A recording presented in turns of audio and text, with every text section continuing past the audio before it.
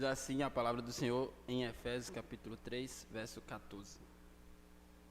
Por esta causa, me ponho de joelhos diante do Pai, de quem toma o nome toda a família, tanto no céu como sobre a terra, para que, segundo a riqueza da sua glória, vos conceda que sejais fortalecidos com poder, mediante seu Espírito, e, assim, habite Cristo no vosso coração, pela fé, estando vós arraigados e alicerçados em amor, a fim de poderdes compreender com todos os santos qual é a largura, comprimento e altura e a profundidade, e conhecer o amor de Cristo que excede todo entendimento, para que sejais tomados de toda a plenitude de Deus. Ora, aquele que é poderoso para fazer infinitamente mais do que tudo quanto pedimos ou pensamos, conforme o seu poder opera em nós. A ele seja a glória na igreja em Cristo Jesus, por todas as gerações, para todos sempre. Amém. Amém. Vamos orar ao Senhor para que Deus fale conosco. Senhor, nosso amado Pai, nós estamos diante de Ti, reunidos em Teu nome, diante da Tua palavra. Queremos, por meio da fé, que o Senhor inspirou esse texto sagrado e esse mesmo Espírito Santo trabalhe em nosso coração para compreender a mensagem que está aqui revelada, ó Deus. Te pedimos, com muita humildade, com muito temor, que essas palavras penetrem o íntimo do nosso coração, produzindo vida, para que sejamos um pouco mais parecidos com o Senhor Jesus Cristo, para que possamos estar firmes e arraigados, fixados no Teu amor, contemplando a largura, a altura, a profundidade e comprimento do Teu amor revelado no Evangelho. Nos dá essa graça, Senhor. Faça isso por amor do Teu nome. Oramos assim em nome de Jesus. Amém. Nós estamos continuando o estudo, a reflexão, a mensagem no livro de Efésios. Chegamos ao final do capítulo 3, que vai também concluir uma sessão. O livro de Efésios pode ser entendido em capítulo 1 ao 3 e 4 ao 6. Essa divisão não é meramente matemática, 3 para um lado, 3 para o outro, não é. Mas é temática. Os 3 primeiros capítulos falam sobre o Evangelho e os seus efeitos, e o capítulo 4 ao 6 fala sobre a aplicação do Evangelho.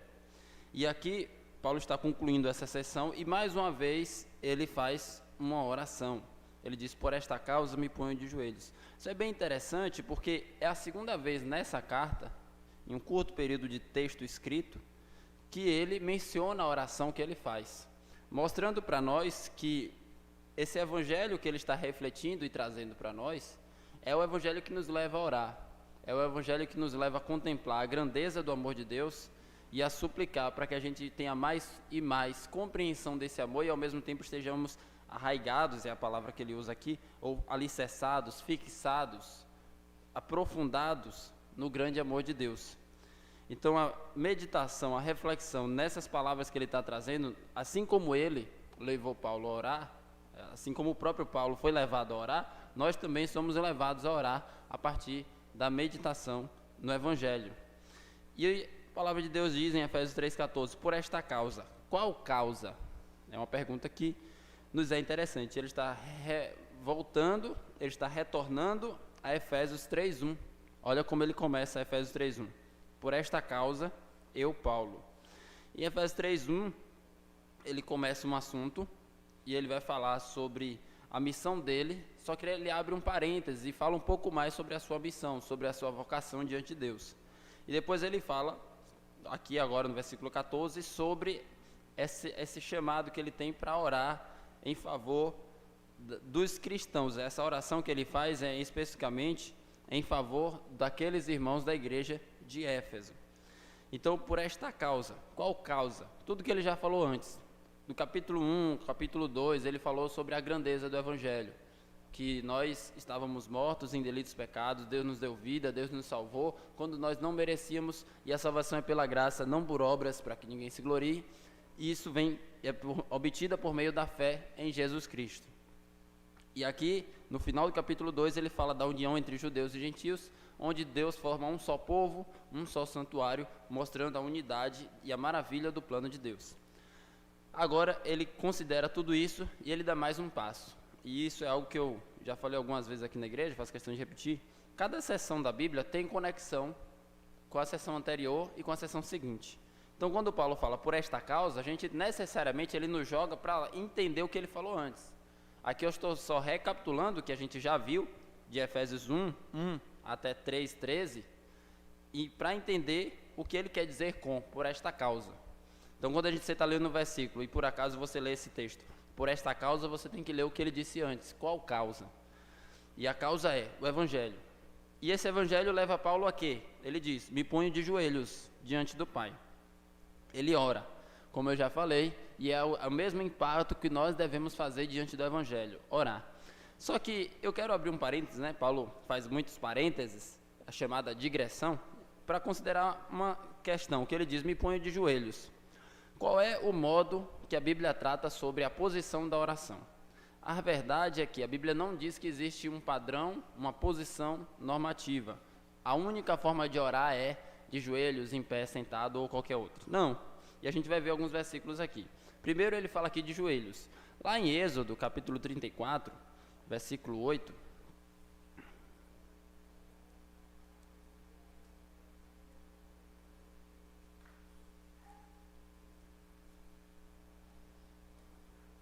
Êxodo 34, verso 8 e 9.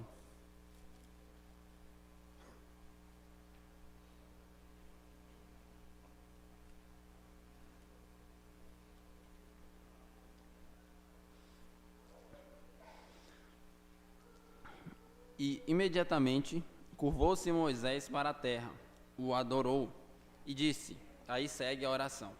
Então Moisés se curvou diante de Deus e fez a sua oração. Josué 7, versículo 6.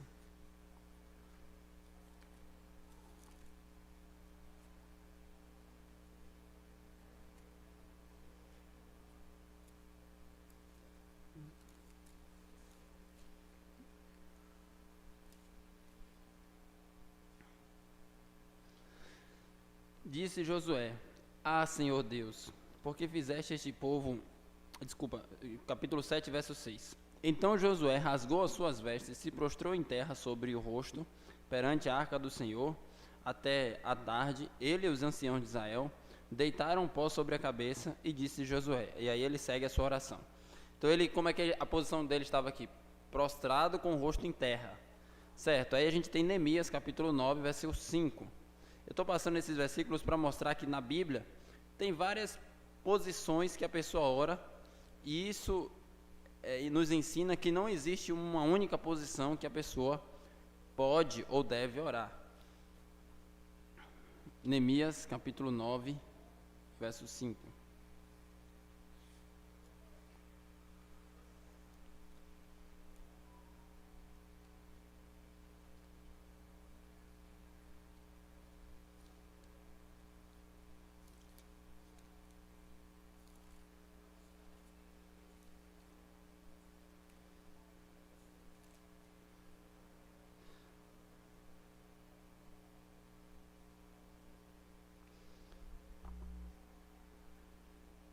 Os levitas, Jesua, Cadmiel, Bani, Rasabneias, Serebias, Rodias, Sebanias, Petaías, disseram, levantai-vos e bendizei ao Senhor, vosso Deus, de eternidade em eternidade. Então se disse, bendito seja o nome da tua glória, que ultrapassa todo bendizer e louvor. Então eles estavam em que posição aqui quando estavam louvando e bendizendo a Deus? Levantai-vos em pé. E ainda tem 1 Reis, capítulo 8, versos 55 e 56.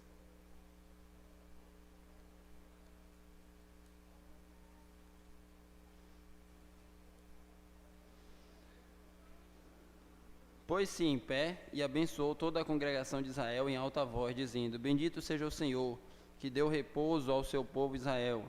E aí ele continua a oração. E tem também 1 Timóteo 2,8, que diz, quero que todo homem ore em pé, com as mãos altas, etc. O que eu quero trazer com isso? Que não existe posição única para fazer oração. Porque uma vez eu vi uma pessoa questionando que nossas igrejas têm um hábito errado de não orar somente ajoelhado. A pessoa entendia e estava afirmando enfaticamente, não é daqui, obviamente, que a única posição de se orar é ajoelhado, com base em textos como esse. Paulo diz: por esta causa me ponho de joelhos. E a pessoa afirma: só pode orar a Deus se for de joelhos. Só que na Bíblia a gente vê várias posições de oração a Deus. Portanto, o mais importante não é a posição que a pessoa está orando, como nós vemos aqui, mas a integridade do coração e ao mesmo tempo a entrega que ela faz diante do Senhor. E aí nós continuamos, Efésios 3:14. Por esta causa me ponho de joelhos. É o que Paulo está dizendo, diante do Pai. Paulo repete a expressão Pai nessa epístola algumas vezes, pelo menos, além dessa vez, mais outras 7. Isso é interessante porque eu já falei aqui, a cidade de Éfeso era uma cidade altamente matriarcal. Qual era o nome da deusa de Éfeso? Diana ou Artemis. Os dois nomes são equivalentes em culturas e em linguagens diferentes. E eles falaram lá em Éfeso, ficaram 2 horas gritando: grande é Diana dos Efésios, grande é Diana dos Efésios, combatendo contra Paulo.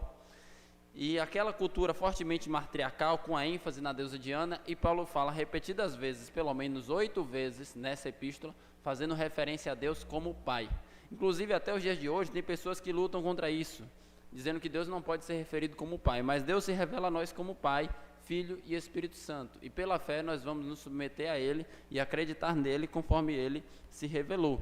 Não devemos nos prostrar diante dos valores que a cultura quer nos seduzir, para a gente tentar de alguma forma cativar as pessoas. Na prática a gente acaba sendo cativado pelos valores da cultura. É o que Paulo está dizendo aqui. Ainda que a cultura de Éfeso seja uma cultura matriarcal que adora Diana, nós cremos que Deus é Pai, Filho e Espírito Santo. E no versículo 15 ele diz, Efésios 3:15, de quem toma o nome toda a família, tanto no céu como sobre a terra. Isso aqui ele está querendo dizer que toda a família celestial, toda a família de Deus está conectada com uma pessoa, Deus o Pai. E quando ele diz de quem toma o nome toda a família, ele não quer dizer que todos estão conectados à família de Deus. Até porque, Efésios 2:1, ele diz: ele vos deu vida, estando vós mortos nos vossos delitos e pecados, nos quais andrastes outrora, segundo o curso deste mundo, segundo o príncipe da potestade do ar, do espírito que agora atua nos filhos da desobediência, entre os quais também todos nós andamos outrora, fazendo segundo as inclinações da nossa carne, fazendo a vontade da carne, dos pensamentos, e éramos por natureza filhos da ira, como também os demais. E no capítulo 1, ele diz para nós que nós fomos adotados. Portanto, não são todos que participam dessa família de Deus. Aqui ele está falando de todas as pessoas, todos os seres, anjos e seres humanos que participam da família de Deus, estão conectados a Deus, o Pai. E ele faz isso várias vezes, esse parêntese, nessa oração. Às vezes fica até um pouco difícil de entender de forma fluida, porque ele faz muitos parênteses. No versículo 16, ele traz outro parêntese. Ele diz, para que, segundo a riqueza da sua glória. O que é isso? A proporção. Eu vou resumir a oração de Paulo. A oração de Paulo é: o Pai fortaleça os cristãos com o poder para permanecer firmes no Evangelho. Só que no meio dessa frase, dessa oração, ele coloca algumas informações. Então, com qual intensidade, com qual proporção nós vamos ser fortalecidos pelo Pai ou aqueles cristãos de Éfeso? Ele diz, segundo a riqueza da sua glória. Qual é a quantidade, entre aspas, da riqueza da glória de Deus? É infinita. Deus vai nos fortalecer de acordo com o seu poder, com a sua glória infinita. É isso que ele está dizendo. Vos conceda que sejais fortalecidos com poder, mediante o seu Espírito no homem interior. Então, o meio pelo qual Deus nos fortalece é o Espírito Santo. Por isso que nós suplicamos que Deus nos ajude, por meio do Espírito Santo, para ter poder para viver de acordo com o Evangelho. E ele faz aqui uma oração em busca de poder. Muitos hoje em dia, inclusive, oram pedindo poder. Só que não é no mesmo sentido que Paulo fala aqui nesse texto de Efésios, capítulo 3. Quando ele fora pedindo poder, ele não está pedindo um poder místico para fazer simplesmente o sobrenatural, para fazer coisas que iriam deixar os olhos das pessoas brilhando, admiradas. Não, não é isso que ele está falando. Ele está fazendo uma oração para que as pessoas tenham poder de estar firmes no Evangelho, vivendo dia após dia para a vontade, honra e glória do Senhor Jesus Cristo. A gente não costuma pensar no poder nesse sentido. Na vida comum não é poder, não é poder. Se você parar para pensar que se você, pelo Espírito Santo, ora, busca a Deus por meio da palavra de Deus todos os dias, no seu trabalho, você glorifica o nome de Jesus, na sua família, no seu casamento, nas suas relações que Deus te deu, você busca pelo Espírito Santo glorificar o nome de Jesus, isso é poder. Você consegue entender que você é potencializado pelo Espírito Santo a fazer todas essas coisas. Normalmente, quando pensamos poder, pensamos em coisas sobrenaturais, em coisas para além do comum. Achamos que o comum eu posso fazer, mas o que eu não posso, aí vem Deus. Só que a gente se esquece que Jesus falou: sem mim, nada podeis fazer. Portanto, eu e você, nós dependemos do Espírito Santo para completamente tudo. Nós dependemos do Espírito Santo para acordar de manhã, para viver um dia de acordo com a vontade do Senhor. E devemos nos lembrar dessa verdade todos os dias. É este poder que nós precisamos. Não é o poder para sair por aí atraindo as pessoas conforme as pessoas acham. O poder é simplesmente para viver fazendo a vontade de Deus de acordo com o Evangelho, de acordo com o amor que é revelado no Evangelho. E é isso que ele diz aqui, versículo 16: para que, segundo a riqueza da sua glória, vos conceda que sejais fortalecidos com poder. É a turbinação do Espírito Santo, mediante o seu Espírito no homem interior. E o que acontece? Qual é o resultado disso? Ele diz no versículo 17: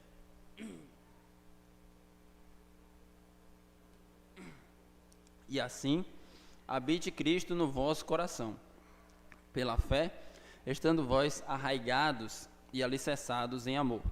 Então é desta maneira que Cristo habita no nosso coração. Como é que Cristo habita no nosso coração? Perceba a construção que ele está trazendo para nós. Refletindo no Evangelho, nós oramos para que o Espírito Santo nos conceda poder. E desta maneira, Cristo habita em nosso coração, governando todo o centro e o íntimo da nossa vida. Afinal, o provérbio diz: do coração procede as fontes da vida, né? Então, é Cristo habita em nosso coração quando nós refletimos no grande amor que Ele manifestou por nós, e toda a nossa vida é de acordo com a vontade dEle. É isso que Ele está dizendo aqui. E Ele traz uma outra ideia bem interessante: pela fé, estando vós arraigados e alicerçados em amor. Essa palavra arraigado comunica a ideia de raiz, fixar raiz, e alicerçado, ter fundamentos. Significa que nós devemos ter o nosso fundamento de vida no amor de Deus. Qual é o fundamento de tudo que você faz? Por que você faz o que você faz? Não sei se você já refletiu sobre isso. Você acorda de manhã, cumpre sua rotina, mas por que você faz isso? Sua resposta deve ser: por causa do grande amor de Deus. Por isso eu vivo para a honra e glória do Senhor Jesus Cristo. Em todas as coisas, nas mínimas partículas, esferas da vida, eu busco, quer comais, quer bebais, façais isto ou qualquer outra coisa, façais tudo para a glória do Senhor. Então, você tem como fundamento, a raiz da sua vida, a ideia do amor de Deus. E também comunica o princípio de você estar firme, fixado. Uma planta que tem raiz é mais difícil de ser tirada. Um edifício que tem alicerce é mais difícil de ser derrubado. Então, qual é o seu alicerce? O seu alicerce é muito mais sólido do que qualquer alicerce construído por mãos humanas. O seu alicerce é o amor de Deus. Não é algo construído pela imaginação do homem. É algo concreto, é algo real, é algo sólido. O amor de Deus é um alicerce inabalável. Por isso, inclusive, que Romanos capítulo 8 diz que nada nos separará do amor de Deus que está em Cristo Jesus, nosso Senhor. Comunica aqui a ideia de estarmos fixos, firmados, isto como resultado do Evangelho, como resultado da reflexão do Evangelho que ele fez no capítulo 1, capítulo 2 e da oração que ele está fazendo agora no capítulo 3. Como é que você vai ter a certeza que você está firme, fixado? É o que Paulo está nos ensinando ao desenvolvimento dessa carta. Reflita todos os dias no grande amor de Jesus Cristo, por mim e por você. Especificamente por você. Não pense na multidão, não pense na massa. Nós tendemos a pensar nessa ideia: Jesus amou a massa, Não, Jesus amou você, especificamente, individualmente. E você então vai ser constrangido, como disse Paulo em 2 Coríntios, pelo grande amor de Deus, que mesmo eu ou você, sem merecer nada, senão justa condenação, Ele escolheu nos amar e veio a este mundo pagar o preço por nós na cruz. Quando você considera, como disse Paulo, que nós não merecemos, que nós somos pecadores, andávamos segundo a direção do mundo, você chega à mesma conclusão de Paulo. Eu sou o menor dentre os cristãos, eu sou o menor dentre os apóstolos, como ele diz, e também eu sou o principal dos pecadores. Ou, na conclusão de Isaías, ai de mim, sou um homem de lábios impuros e habito no meio de um povo de lábios impuros. Estou perdido. Então você chega a essa conclusão. Deus me amou, mas você só vai compreender o amor de Deus quando você compreende a sua própria pecaminosidade, o quanto você não merece o amor de Deus.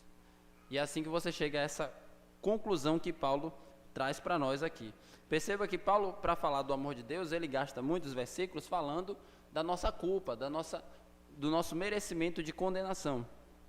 E agora ele diz, pela fé, estando vós arraigados, que é fixados, firmados no amor de Cristo, fixados em amor. E no verso 18, ele diz, a fim de poderdes compreender com todos os santos qual é a largura, o comprimento, a altura e a profundidade, e conhecer o amor de Cristo. Essas dimensões comunicam o quê? Trazem qual conceito? Quando você pensa assim, alguém te fala, eu quero tirar a medida da largura, comprimento, altura e profundidade. Está falando do quê? Está falando de dimensões físicas. Paulo está usando uma linguagem metafórica de dimensões físicas para falar de algo que não pode ser medido. Porque o amor de Deus não pode ser medido. Se você colocar numa régua para medir o amor de Deus, nenhuma régua do mundo vai conseguir mensurar qual é a profundidade, largura, altura e o comprimento do amor de Deus. E ele usa essa linguagem propositalmente para dizer que o amor de Deus vai muito além do que as nossas medidas podem compreender. O amor de Deus vai muito além do que as nossas capacidades podem alcançar. E ele traz esse conceito para nós. Mas ele ainda diz, a fim de poder compreender. Ou seja, nós devemos buscar dia após dia. Esse é o nosso desafio de todos nós, compreender o amor de Deus. Não achar que a gente já sabe. De fato, Deus já revelou a nós, graças a Deus por isso. Porém, o amor de Deus é tão grande, que todos os dias podemos aprender mais e mais sobre o amor de Deus por nós. Essa é a realidade. Ninguém sabe completamente ou compreende completamente a exaustão do amor de Deus. Por isso, todos nós somos aprendizes ou discípulos de Jesus Cristo, aprendendo todos os dias mais, conhecendo todos os dias mais. E eu posso dizer que tanto eu como você teremos toda a eternidade juntos com o Senhor, aprendendo desse amor. Passará 100 milhões de anos e não teremos contemplado toda a largura, altura, profundidade ou comprimento da grandeza do amor de Deus. E Paulo está trazendo um pouco dessa reflexão aqui para nós. O amor de Deus é grande. A gente tenta usar palavras, mas devemos reconhecer isto. As palavras são limitadas para comunicar a plenitude desta realidade que é o grande amor de Deus. Mas apesar disso, tentamos, nos aproximamos diante dessa realidade por meio das palavras que Deus nos deu. Deus é grandioso e o seu amor por nós é infinito. Infinito é apenas uma palavra que comunica sem fim, mas ainda assim é uma palavra muito limitada diante da grandeza desse amor. Mas com isso eu não quero desanimar de maneira nenhuma a nós pararmos de refletir nesse amor, de meditar nesse amor, a continuar pensando nesse amor que Deus deu seu Filho por nós, sendo nós ainda pecadores, diz Romanos capítulo 5, verso 8. Como é que Deus, sendo tão santo, tão grandioso, tão justo, dá a alguém tão perfeito como Jesus por pecadores como eu e como você? Eu tenho aquela sensação, como eu já citei de Paulo em 2 Coríntios, de bochechas vermelhas, constrangidos de vergonha, pelo amor de Deus. Que amor é esse? Que amor é esse que nos constrange? Que amor é esse? Que quando a gente fazia o mal contra Deus, Deus fazia o bem em nosso favor, sem merecimento nenhum. Ele nos amou não porque a gente fez algo para merecer, porque nós somos os melhores, Ele viu que a gente seria fiel, nada disso, nada disso. Ele nos amou sendo nós ainda pecadores, sem merecimento nenhum. Essa é a grandeza do amor de Deus, que ultrapassa todos os limites das nossas fraquezas, pecaminosidade e do que nós merecemos como justa condenação. E é isso que Paulo está trazendo aqui para nós. Versículo 18, a fim de poderes compreender com todos os santos qual é a largura e o comprimento e a altura e a profundidade de conhecer o amor de Cristo. Você pode usar essa expressão desse versículo, inclusive para puxar conversa com alguém. Você já ouviu falar das dimensões do amor de Deus? Quais dimensões? Eu vou falar sobre a largura, o comprimento, a altura e a profundidade. A pessoa vai pensar que está falando de dimensões físicas. E você começa a explanar o Evangelho, que Paulo fez em Efésios 1 e 2. E é desta maneira que nós conseguimos contemplar um pouco da grandeza desse grande amor. Sendo redundante, mas imitando Paulo, né? Por favor. A ideia é algo muito maior do que a nossa mente pode compreender. No versículo 19 ele diz para nós, e conhecer o amor de Cristo, que excede todo o entendimento, para que sejais tomados de toda a plenitude de Deus. Texto maravilhoso. Eu fico às vezes muito admirado com as palavras que a gente encontra aqui na Bíblia. É um texto muito perfeito, sabe? Que nos leva à contemplação, nos eleva de fato. O texto está dizendo que conhecer esse amor de Cristo, que esse amor excede todo o entendimento. Esse amor não é limitado pela compreensão humana, mas vai para além de toda a imaginação, de toda a razão. Hoje pela manhã falamos um pouco pela razão, só que o amor de Deus vai além de toda e qualquer razão, de qualquer pensamento. É isso que Paulo diz em 1 Coríntios, que os sábios desse mundo não conseguiram compreender o amor de Deus. Porque o amor de Deus não é meramente questão racional, vai além de todas as coisas, excede todo o entendimento. Ao mesmo tempo que ele fala de compreender refere-se à mente, um pouco do amor de Cristo, ele também traz essa informação para nós. Você vai buscar compreender o amor de Cristo, mas lembre-se, esse amor de Cristo vai além da sua compreensão. Porque o amor de Cristo, excede todo o entendimento. E ele traz também essa ideia de nós buscarmos continuamente conhecer este amor. Eu gosto de citar sempre 2 versículos, vamos abrir em 2 Pedro, capítulo 3, verso 18.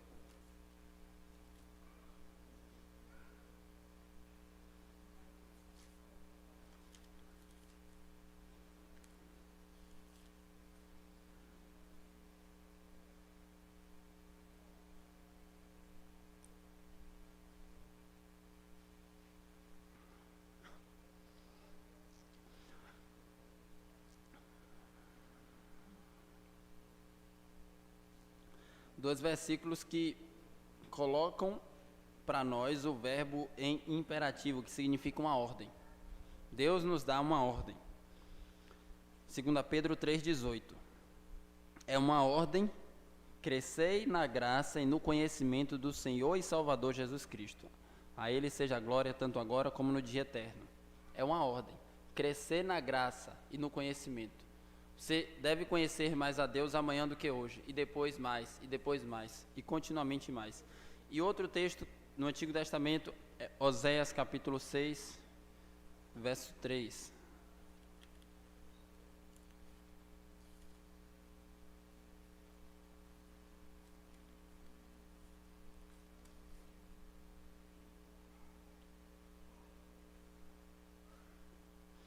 Oséias 6,3. Conheçamos e prossigamos em conhecer ao Senhor. Conhecer a Deus é um mandamento contínuo, crescente, nunca acaba. Não existe formatura, não existe conclusão de curso. Você sempre está conhecendo a Deus. Até quando? Durante toda a eternidade, nunca acabará. E é o que nós aprendemos aqui, esse amor que excede todo o nosso entendimento. Devemos buscar conhecer a Deus dia após dia. E ele traz um resultado de compreender esse amor revelado no Evangelho. Ele diz, e conhecer, verso 19, Efésios 3,19, e conhecer o amor de Cristo, que excede todo entendimento, para que sejais tomados de toda a plenitude de Deus. Plenitude de Deus é um outro termo que refere-se ao que nós chamamos de cheios do Espírito Santo. Hoje em dia, ser cheio do Espírito Santo é algo muito distorcido. As pessoas acham que é ficar em movimentações estáticas, cair, girar, pular, etc. Na Bíblia não é isso. Na Bíblia, o plenitude de Deus, ou plenitude, cheios do Espírito Santo, diz respeito a essa reflexão no grande amor de Deus revelado por nós, e você viver de acordo com a vontade dele. Em Efésios capítulo 5, do 18 em diante, ele fala, enchei-vos do Espírito Santo, e mostra como isso afeta a sua vida. Uma pessoa cheia do Espírito Santo, o marido ama a sua esposa e se sacrifica por ela, ensina a palavra dia após dia, a esposa se submete ao seu marido, os filhos obedecem aos seus pais, os pais respeitam e disciplinam, educando os seus filhos, os servos obedecem aos seus patrões, os patrões tratam com respeito os seus funcionários. Isso são características de pessoas cheias do Espírito Santo. Então, se você considera o Evangelho, você vai produzir essas características como resultado. E é o que ele está dizendo aqui. E conhecer o amor de Cristo, que excede todo entendimento, para que sejais tomados de toda a plenitude de Deus, sendo cheios do Espírito Santo. E ainda mais, ele traz a ideia do amor de Deus que transcende, ultrapassa o nosso entendimento no versículo 20.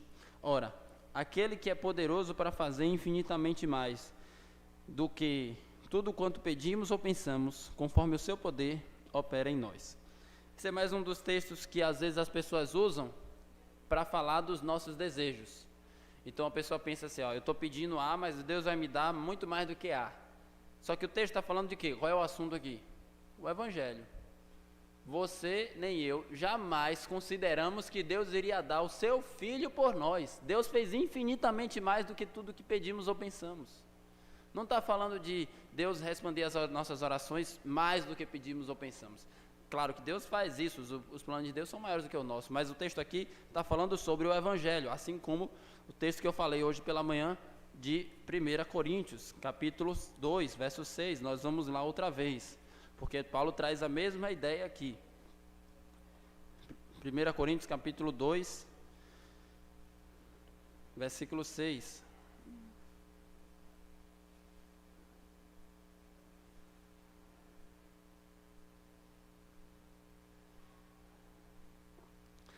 1 Coríntios 2, verso 2, ele fala de Jesus Cristo e este crucificado, e no verso 6 ele diz, entretanto, expomos sabedoria entre os experimentados, não, porém, a sabedoria deste século, nem a dos poderosos desta época, que se reduzem a nada.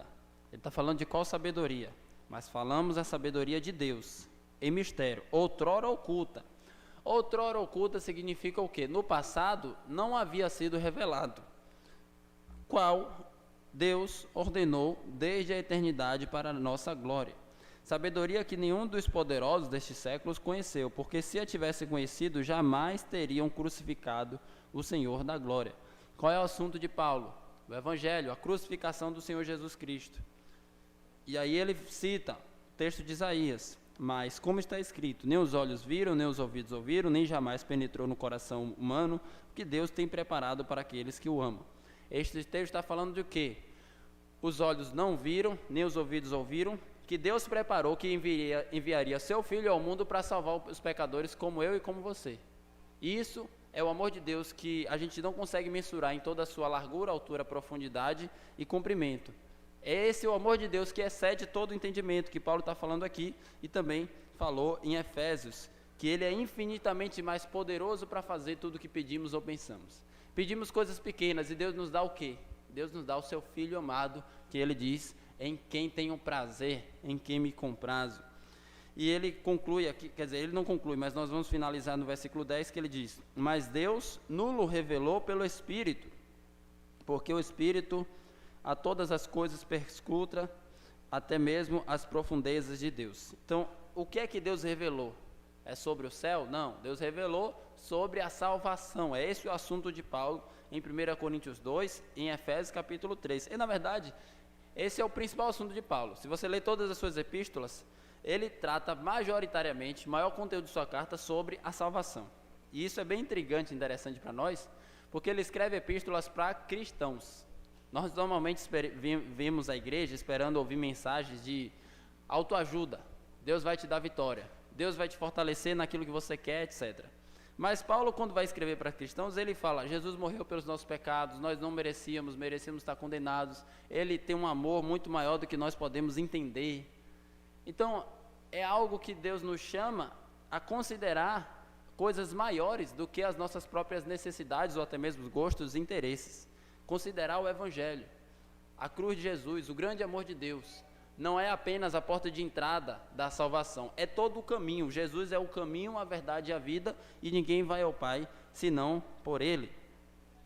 E ele diz aqui, voltando para Efésios 3:20, ora, aquele que é poderoso para fazer infinitamente mais do que tudo quanto pedimos ou pensamos, conforme o seu poder opera em nós. Aquele que por meio da cruz de Jesus venceu a morte e ressuscitou Jesus, ele também opera em nós para nos dar salvação e vida eterna. E ele conclui com a chamada adoração, ou a doxologia. A ele seja a glória na igreja em Cristo Jesus, por todas as gerações, para todos sempre. Amém. Ele faz este ato de adoração sempre em ocasiões que ele está considerando, meditando, refletindo no Evangelho. Eu vou apenas citar Filipenses 4:20, 1 Timóteo 1:17, Gálatas 1:5, Colossenses 1:13 ao 20, aí tem Isaías 48:11 e tem Romanos 11:33 ao 36. São trechos onde nós vemos o autor rompendo em adoração ao Senhor. E aqui nós vemos mais uma vez que tudo isso aqui tem um resultado prático. De onde procede a verdadeira adoração? Como é que eu posso adorar a Deus de maneira que Ele se agrade? É fazendo o que Paulo fez aqui, refletindo no Evangelho, na grandeza do seu amor, entregando um coração a Deus que Ele merece, coração íntegro, considerando todas as verdades reveladas no Evangelho. Como ele diz, a Ele seja a glória na igreja, em Cristo Jesus, por todas as gerações, para todos sempre. Amém. Então agora nós vamos trazer algumas aplicações sobre esse texto, que é muito direto e simples. Paulo fez uma oração em Efésios 1, do versículo 15 ao versículo 23. Agora ele faz outra oração. Em Efésios 1, ele faz oração para que os cristãos compreendessem mais do Evangelho, mais de Deus. Agora ele faz uma oração quase que a mesma coisa, só que com outras palavras, para que os cristãos ficassem firmes neste grande amor, refletindo continuamente na grandeza desse grande amor. O que nós entendemos com a aplicação prática aqui é que todos nós, eu e você, todos os dias da nossa vida, precisamos refletir no Evangelho.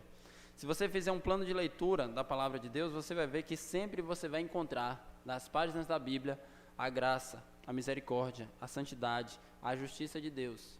O fato de Deus ter se relacionado com nós, nos amando, entregando o que Ele tem de melhor ao seu próprio Filho, quando nós não merecíamos.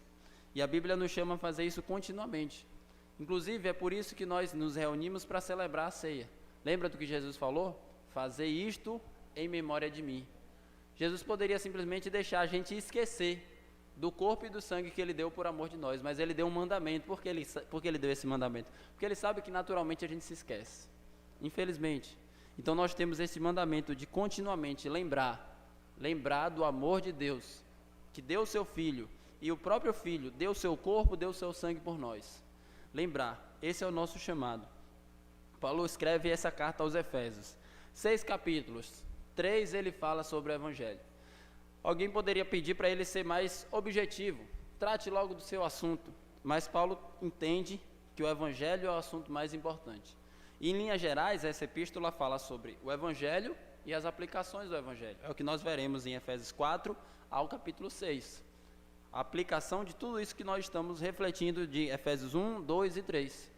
Só que para chegar à aplicação, Paulo precisa lançar o fundamento da casa. Você não constrói um edifício a partir das paredes, você constrói um edifício a partir do fundamento. E o fundamento está em Efésios 1, 2 e 3. O fundamento é o grande amor de Deus, o Evangelho revelado nas páginas da Bíblia. Então nós precisamos continuamente refletir nessas verdades. Em Romanos, a proporção é ainda maior. Romanos, de 16 capítulos, ele gasta 11 falando sobre o Evangelho. Imagine, 11 e 16 avos, a proporção que ele trata desse assunto. E os 5 últimos também, a aplicação do Evangelho na vida de uma pessoa. Então, essa é a mensagem que nós devemos todos os dias refletir, meditar, raciocinar, ponderar, considerar. Deus amou pecadores como eu e como você. nós merecíamos ser lançados no mais profundo inferno, porque nós merecíamos isto por conta dos nossos pecados. Mas em sua infinita graça e misericórdia, Deus escolheu nos amar. Deus escolheu entregar o seu Filho por nós para pagar a nossa condenação na cruz. A verdade é que nenhum de nós tínhamos condições de pagar os nossos pecados na cruz. Ninguém. É por isso que quando alguém é condenado, passa toda a eternidade sendo condenado. Por quê? Porque os seus pecados são dignos de eterna condenação, suas ofensas são infinitas contra o Senhor. E Jesus na cruz, em sua infinita graça e misericórdia, levou essa nossa condenação. Eu às vezes olho para frente e penso o que eu merecia, e Jesus tudo isso levou sobre si. Essa é a verdade que está revelada aqui, e ele nos chama a compreender este amor de Cristo que excede todo entendimento. Esse amor de Cristo que ultrapassa a nossa justiça própria. Nós somos tentados sempre à justiça própria, a tentar fazer algo por Deus como se Ele, de alguma maneira, dependesse do que nós fazemos por Ele. Como assim? Por exemplo, tem pessoas que em diversos meios religiosos agem como se precisasse fazer alguma coisa para Deus te salvar. Eu preciso estar fazendo coisas para Deus salvar. Só que o amor de Jesus é um amor que Deus nos salva quando nós não fazíamos nada. Na verdade, quando nós fazíamos somente pecado. Com isso eu não estou dizendo que nós não devemos fazer nada. Efésios 2, nós já refletimos. Nós somos criados em Cristo Jesus para as boas obras. Nós somos salvos pela graça e devemos produzir boas obras para gratidão e louvor do nosso Senhor. Então, este é o nosso dever, este é o nosso encargo. Inclusive, Jesus tratou um pouco sobre isso. Quando ele se deparou com duas mulheres, que ele foi visitar as irmãs de Lázaro, Marta e Maria, pense nessa cena. Deus encarnado, o Criador de todo o universo, aquele que é o chamado de o Verbo Divino, aquele que, por meio da sua palavra, do seu poder, criou todas as coisas. Ele estava na casa de Marta e na casa de Maria. Só que Marta estava inquieta, preocupada em fazer muitas coisas, em resolver muitos problemas, agitado, seu coração estava agitado. A realidade é que Jesus reprovou o comportamento dela e elogiou o comportamento de Maria. O que é que Maria fez? Estava ali ouvindo as palavras de Jesus. É isso que nós precisamos fazer, estar ouvindo as palavras de Jesus, parar um pouco e ouvir as palavras de Jesus, contemplar, é o que Jesus falou, Maria escolheu a boa parte, essa não te será tirada. Então ouvir as palavras de Jesus, ler, por exemplo, Efésios, e ver este grande ensino do amor de Deus e ser inundado, transformado, a partir dessa compreensão, o que Paulo chama aqui da plenitude de Deus em nós. É isso que nós precisamos, gastar tempo como Maria e gastar tempo como Paulo, que, como eu disse, muitas de suas cartas ele gasta a maior parte do tempo falando sobre a grandeza do amor de Deus. Ou, nas palavras do salmista, que eu sempre cito aqui, o Salmo 1, tenho prazer na lei do Senhor e na sua lei medita de dia e de noite. É gastar tempo. É você, na oportunidade que tem no seu horário de almoço no trabalho, abrir a Bíblia porque vocês têm fome de Deus. Claro, você vai almoçar, eu não estou dizendo que você vai deixar de almoçar. Claro que você vai fazer outras coisas, você vai resolver as outras pendências, mas sempre que tiver oportunidade e tempo livre, você vai abrir esse livro, porque você vê a luz que Deus traz para nós a partir deste livro. Aqui está revelado o grande amor de Deus, e nós precisamos todos os dias meditar, refletir, continuamente reconhecer a nossa pequenez. Todos nós, crescer na graça e no conhecimento do Senhor Jesus Cristo. Mas isso não depende de nós. Nós, por nossa própria força, poder e capacidade, não conseguimos. E aí que entra o versículo 14 de Paulo. Por esta causa me ponho de joelhos diante do Pai. Não apenas raciocinar e meditar sobre o Evangelho, mas também orar, pedindo que Deus nos ajude. Porque a grande realidade é que nós não conseguimos por nós mesmos. Não é mera questão de você ler várias vezes a Bíblia, mas é de você ler a Bíblia, claro, ler a Bíblia, mas pedir a ajuda do Espírito Santo para compreender este Evangelho. Não sei se você já teve essa impressão. A gente leu aqui Efésios 3, 14 ao 21. E a gente já leu aqui Efésios 1, do 15 ao 23. As duas orações que Paulo faz são belíssimas, são muito bem organizadas. Inclusive, ele está nos dizendo que o Evangelho nos ensina a orar. Por meio do Evangelho, nós somos postos diante de Deus a aprender com o Senhor a orar para a glória de Deus. Inclusive, quando Jesus ensinou aos seus discípulos a orar, lá em Mateus capítulo 6, a conhecida oração do Pai Nosso, versículo 9, ele diz assim: portanto, vós orareis assim: Pai nosso que estás no céu, santificado seja o teu nome, venha o teu reino, faça-se a tua vontade, assim na terra como no céu. Ele mencionou 3 elementos: santificado, o nome de Deus, venha ao reino de Deus e faça a vontade de Deus. Todos esses 3 primeiros elementos da oração diz respeito a Deus e a sua glória. Aqui nós aprendemos que as nossas orações devem falar primeiro sobre a glória de Deus, antes das nossas necessidades. Eu não estou dizendo que não devemos orar pelas nossas necessidades. Devemos, com certeza, devemos. Jesus mandou orar. Se você tem algum problema financeiro, de saúde ou familiar, ore. Entregue a Deus a sua súplica. Entretanto, há algo superior, que é você orar, como diz Jesus, pela glória de Deus. Depois desses elementos que Jesus cita, ele fala: o pão nosso de cada dia nos dai hoje. O pão nosso de cada dia é a necessidade mais básica do ser humano. O ser humano precisa comer. Mas antes de comer, o ser humano precisa se preocupar com a santidade do nome de Deus, o reino de Deus e a vontade do Senhor. É mais importante do que o meu alimento, a glória de Deus. É isso que Jesus está nos ensinando. Nós devemos sempre orar, em primeiro lugar, para a glória de Deus, para compreender o Evangelho, para que o nome de Deus seja espalhado. Esse deve ser o primeiro motivo da nossa oração. Então nós somos confrontados com essa pergunta: quanto tempo nós gastamos refletindo no Evangelho e também orando para compreender e estar firme neste grande amor de Deus? É o que Deus nos chama aqui, por meio dessas palavras, compreender, por meio dessas palavras, refletir e também orar. Que Deus nos ajude, para que essas verdades não sejam apenas algumas verdades que nós lemos na Bíblia um dia ou outro, mas que sejam as verdades de todo dia. Eu posso te dar plena certeza disso. Talvez você, alguns dias, venha aqui e não ouça as coisas que queria. Você queria encontrar a resposta exata para o problema que você está enfrentando ou para circunstâncias específicas que você está lidando. Mas eu digo isto: o Evangelho é superior a todas as circunstâncias da sua vida, porque a sua vida vai passar aqui, mas o Evangelho vai durar para toda a eternidade. E todo sempre nós vamos meditar nesse grande amor de Deus que foi revelado em Jesus. Quando chegar a eternidade, a saúde e a doença vai passar, o problema financeiro vai passar, a vida e a morte vai passar. Teremos o quê? Teremos o louvor e a adoração a Jesus Cristo, que morreu por nós na cruz e revelou o seu grande amor. Durante toda a eternidade nós teremos isso. Que Deus, como diz Paulo aqui nessas palavras, nos fortaleça com o seu poder, para compreender a largura, o comprimento, a altura e a profundidade do grande amor de Deus que excede todo o entendimento. Deus aplique essas verdades em nosso coração. Amém. Ainda, continuando, só que não agora mais na pregação, na ocasião da ceia, continuando a mesma reflexão. Isso eu creio também que faz parte da harmonia que o Espírito Santo promove em nós. Qual é o tema agora? O tema é o mesmo. É o amor de Jesus. É o sacrifício de Deus entregando seu Filho por nós.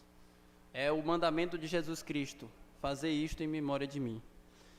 Eu quero que nessa ocasião da ceia, todos nós coloquemos em prática o que acabamos de ouvir na pregação. Meditar no Evangelho, no amor de Deus e orar, para que Deus nos faça firmes neste grande amor. Ore para que Deus te faça compreender a grandeza desse amor.